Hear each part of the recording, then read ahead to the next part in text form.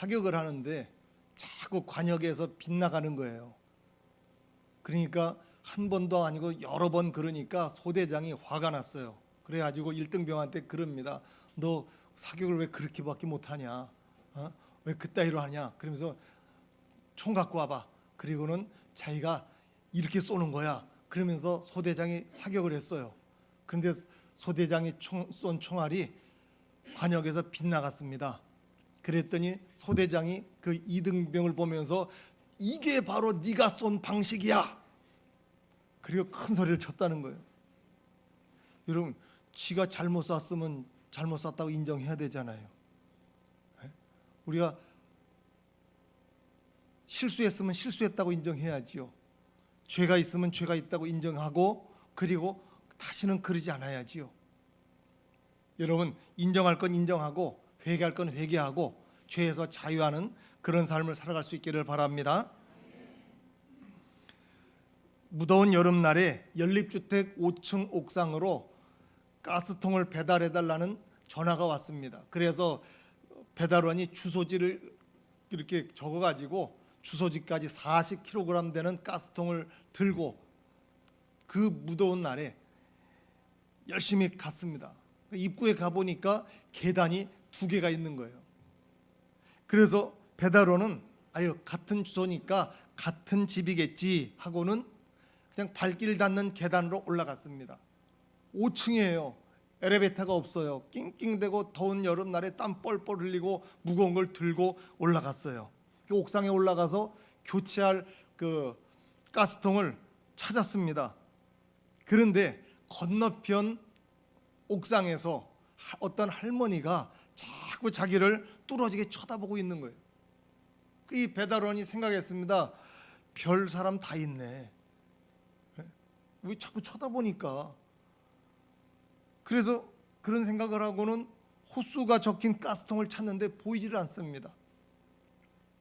그런데 이 배달원을 한참 동안 쳐다보던 할머니가 건너편에서 손짓을 하면서 손을 막 흔들었어요. 그랬더니 배달원이 그랬어요.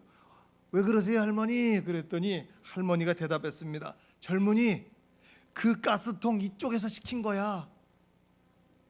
1층으로 다시 가서 올라와야 돼. 할머니 대답을 들은 이 배달원은 순간 온몸에 힘이 쫙 빠졌습니다. 그 무거운 걸 들고 또 내려가서 또 5층까지 올라가야 돼요. 여러분, 똑같이 생긴 계단이라고 할지라도 2개가 있는 건 이유가 있습니다. 사람이 이유를 알기 전에 행동하면 실수하게 됩니다. 똑같은 일이 일어나도 사람에 따라 상황은 전혀 다를 수 있습니다. 사람이 짐작하고 행동하면 실수하게 됩니다. 모르면 물어보고 분명하지 않으면 확인해야 돼요. 그래야 실수하지 않습니다. 누군가 나를 뚫어지게 쳐다보는 것은 다 이유가 있는 거예요. 할머니가 이유 없이 뚫어지게 쳐다봤겠습니까? 우리가 무시하는 사람이 할머니처럼 우리를 도와줄 수가 있습니다. 그 할머니가 가르쳐줬으니까 다시 힘들어도 제대로 배달할 수 있었지요. 우리의 삶과 신앙이 비슷한 것 같아도 전혀 다른 결과를 낳을 수 있습니다. 우리가 길을 가다가도 제대로 가고 있는지 이정표를 보고 확인하는 것처럼 때로는 우리가 잘 믿고 있는지, 신앙생활 잘하는지, 바른 길을 가고 있는지 확인해야 됩니다. 따라서 우리는 매 주일마다 하나님 말씀을 통해서 우리가 삶과 신앙의 길을 잘 가고 있는지 점검해야 됩니다. 그 말씀을 듣는다고 하는 건, 말씀을 읽는다고 하는 건 거울 보는 것과 같습니다. 여러분 아침에 다 거울 보셨지요? 안 본 사람이 태반이 넘는 것 같아요. 거울을 보듯이 말씀의 거울을 통해서 내 신앙을 점검하는 거예요. 여러분, 하나님이 교회를 위해서 일할 일꾼들을 세우셨습니다. 한 몸에 많은 지체가 있듯이 교회에도 다양한 역할을 하는 일꾼들이 있습니다. 바울은 고린도 교회에 편지를 하면서 다양한 일꾼이 얼마나 중요한지 강조했습니다. 사도, 선지자, 서로 돕는 자, 각종 방언을 말하는 자 등등 이렇게 쭉 이야기했습니다. 우리 모두가 교회에서 같은 역할을 할 수는 없습니다. 하나님이 각자에게 부어주신 은사가 다르기 때문에 은사에 따라 맡겨진 일에 충성하라고 했습니다. 여러분이 다 찬양대 한다 그러면 그것도 난감합니다. 다 찬양다시 들어가면 저 좁아 터져갖고 하지도 못하지만, 안내는 누가 합니까?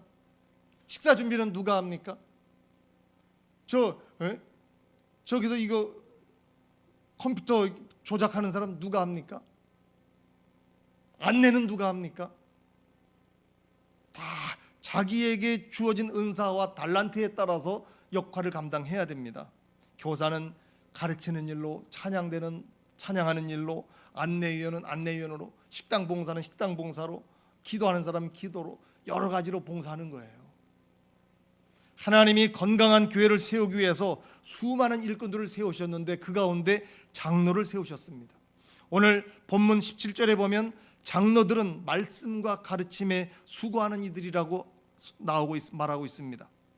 당시 교회 장로는 성도들에게 하나님의 말씀을 가르치고 신앙의 길을 지도하는 사람들이었습니다.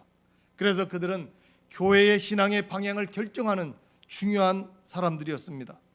집사들이 교회의 실질적인 일을 했다면 장로들은 신앙적으로 영적인 지도를 했습니다.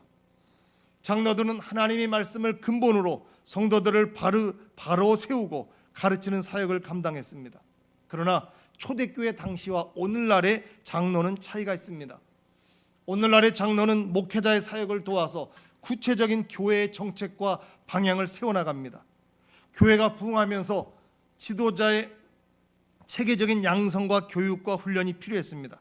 그래서 지도자 양성을 위한 담당 기관이 세워지고 그곳에서 과정을 이수하고 교회의 공식적인 인정을 받은 사람이 목회자가 됐습니다. 그러면 교회와 성도를 위해서 일하는 목회자들에게 성도들은 어떻게 해야 되느냐?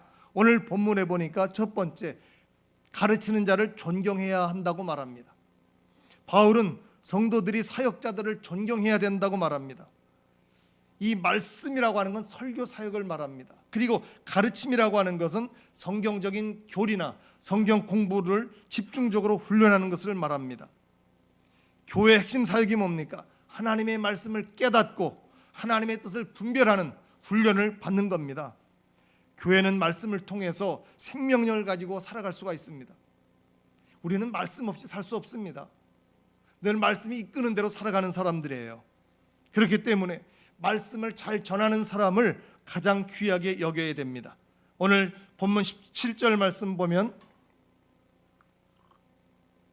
잘 다스리는 장로들은 배나 존경할 자로 할 때 말씀과 가르침에 수고하는 이들에게는 더욱 그리할 것이니라. 오늘 본문 말씀은 가르치는 자를 2배 이상 존경할 자로, 존경하는 자세로 대해야 된다고 말합니다. 이 가르치는 자, 설교자, 교사, 속장 다 포함됩니다.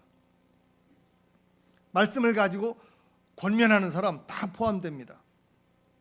여러분, 자녀가 부모의 말을 들을 때 부모를 존경하는 마음이 없으면 어떤 교훈도 들을 수가 없습니다. 존경하는 마음이 없는 사람의 말은 아무리 훌륭한 좋은 교훈이라고 해도 잔소리로 들립니다. 존경하는 마음은 누구에게 유익합니까? 말하는 쪽이 유익한 게 아니라 듣는 사람 쪽이 유익한 거예요. 존경하는 마음이 있으면 하나의 말도 놓치지 않으려고 집중하게 되거든요. 열심히 듣게 됩니다. 존경하는 마음이 있으면 가르치는 자의 말에 집중하게 됩니다. 목회자의 설교와 가르침도 마찬가지입니다. 설교가 뭐예요? 하나님 말씀을 듣는 겁니다. 하나님의 아들이신 예수님의 말씀을 듣는 겁니다. 그러므로 우리는 하나님의 말씀을 들을 때 마음을 활짝 열어야 됩니다. 왜냐하면 설교자가 의인이 아니라도 그가 전하는 내용은 진리이기 때문에 그렇습니다. 바울은 지도하고 가르치는 사람에 대한 존경의 마음을 대접하는 것으로 나타내라고 가르쳤습니다. 사역자의 삶의 문제를 책임지라는 얘기입니다. 이스라엘 백성들은 성전에서 사역하는 제사장과 레위인들을 위해서 십자가 11조를 드렸습니다. 그래서 그들이 전적으로 하나님의 일을 감당하게 했습니다. 이것이 하나님의 뜻이었습니다. 왜 그랬느냐? 그 당시에 12지파를 보내서 땅을 다 이렇게 지도를 그려갖고 오라고 그랬어요. 자기가 살고 싶은 지역. 그 지도를 그려서 갖다 줬더니 땅을 다 12자녀에게 분배하는데 레위 지파한테는 땅을 안 줬어요. 그럼 뭐 먹고 살라고? 근데 하나님은 어떻게 했느냐? 레위 지파를 다른 12지파에 다 보내가지고 거기서 제사장 역할을 하게 한 겁니다. 그리고 거기서 책임지게 한 거예요. 그러니까 11조를 들여서 레위 지파가 먹고 살게 하고 사역을 감당하게 했던 거죠. 그게 오늘까지 쭉 내려오고 있는 겁니다. 그러니까 여러분, 교회는 목회자들이, 사역자들이 전적으로 하나님의 일, 말씀과 기도하는 일에 전념할 수 있도록 힘을 다해야 되는 겁니다. 목회자가 지치고 걱정과 고민에 빠지면 말씀과 기도에 영향을 끼치게 됩니다. 그것은 교회와 성도들에게 영적으로 신앙적으로 손해가 되는 일입니다. 그래서 우리는 하나님의 일을 하는 사역자들을 위해서 마음과 정성을 다해 예우해야 됩니다. 두 번째, 사역자를 쉽게 징계하지 말아야 됩니다. 사역자의 삶에도 허물이 있을 수 있고 죄가 나타날 수 있습니다. 사역자들도 항상 깨어서 스스로를 돌아보아야 되는 연약한 존재입니다. 우리는 신앙의 선배들의 삶에서도 많은 허물을 발견할 수 있습니다. 성경에 보세요. 의인이며 당대 완전했던 노아도 홍수 심판 이후에 포도주에 취해서 인간적인 허물을 드러냈습니다. 다윗도 결코 범해서는 안 되는 죄를 저질렀습니다. 삼손도 큰 잘못을 저질렀습니다. 이렇듯 우리는 많은 하나님의 사람들에게 허물이 있음을, 죄가 있음을 볼 수가 있습니다. 그렇다면 지도자의 허물에 대한 교회의 태도는 어떠해야 됩니까? 성경은 말합니다. 죄악에 대해서 분명히 지적합니다. 그리고 회개하라고 말하고 있습니다. 그러나 확실한 증거 없이 소문과 정황만으로 죄를 지적하면 나중에 더 큰 고통이 찾아옵니다. 신명기 19장 15절에 사람의 모든 악에 관하여 또한 모든 죄에 관하여는 한 증인으로만 정할 것이 아니요 두 증인의 입으로나 또는 세 증인의 입으로 그 사건을 확정할 것이며 이렇게 말하고 있습니다. 그러니까 한 사람의 주장에 흔들리지 말라고 이야기합니다. 오늘 본문에도 나와 있죠. 두세 증인의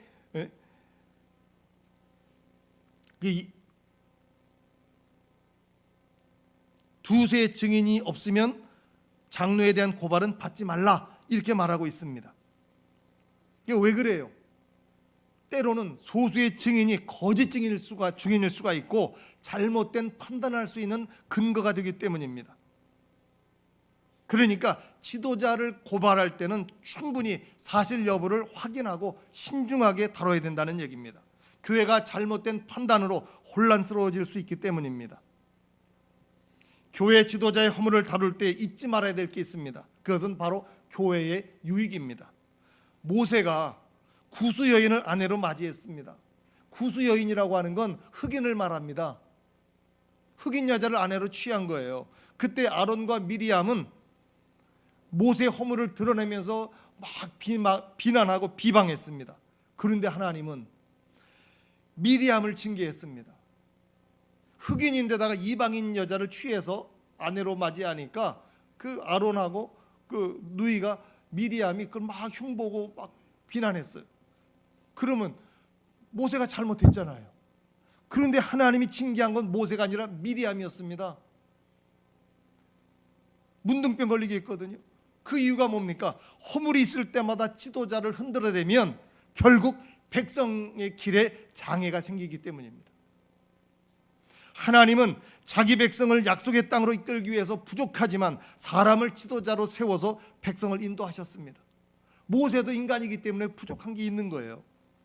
그러니까 여러분, 이 말씀을 보면 하나님은 모세를 보호한 것이 아니라 백성을 보호한 것이었습니다.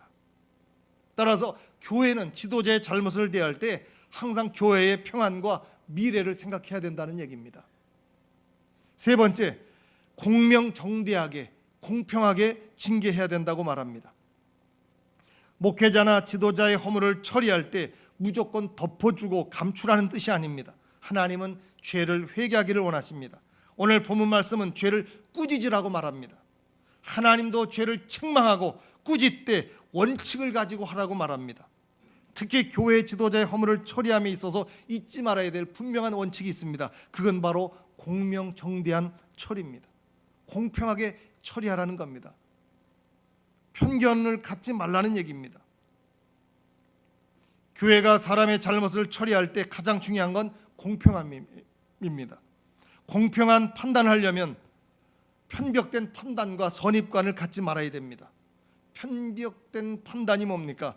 자신의 성향과 취향, 소속된 집단에 의해서 판단이 달라지는 것을 말합니다. 여러분, 정치인들도 보세요. 당이 바뀌면 그 당략에 따라서 말하고 행동하지요.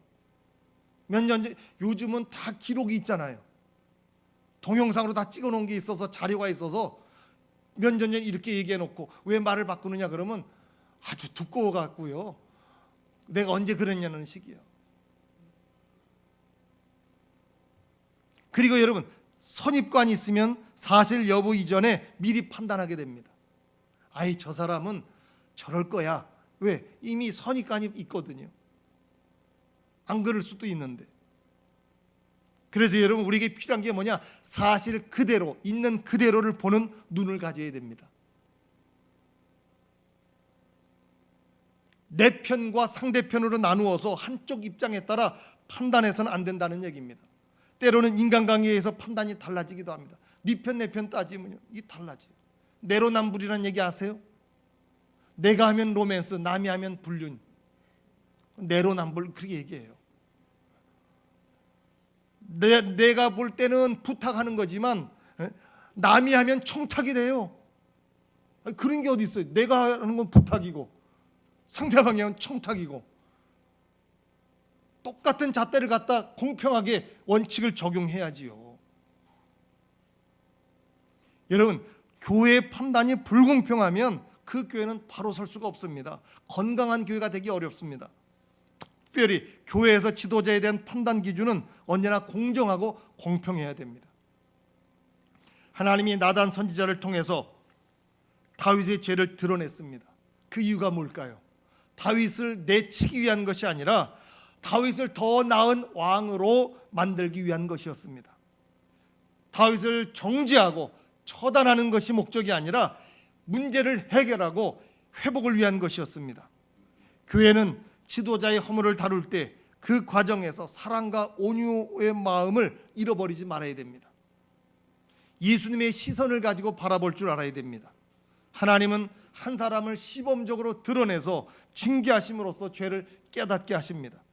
바로 우리가 경계해야 될 일에 대해서 권면하시고 교육하는 겁니다.